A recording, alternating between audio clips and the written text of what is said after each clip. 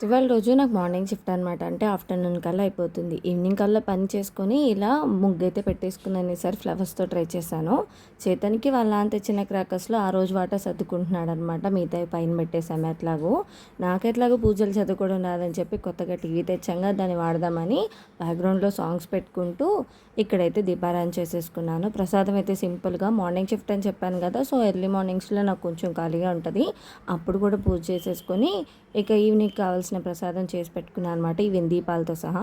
Evening కూడా మళ్ళీ fresh అయ్యి ఆ దీపాలన్నీ పెట్టేసుకొని షార్ప్‌గా 6 కల్లా దీపారాధన చేసేసుకున్నాను అనమాట.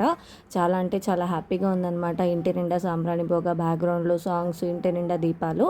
ఇక నైనశ్రీ వేసుకున్న డ్రెస్ ఏమో నేనే స్టిచ్ చేశాను. అన్నప్రాసన్‌కి గుచ్చుకుంటుందని గోల చేస్తే వేరే డ్రెస్ మార్చి ఇక కిందకెళ్ళి క్రాకర్స్ అవి కాల్ చేసుకున్నామన్నమాట.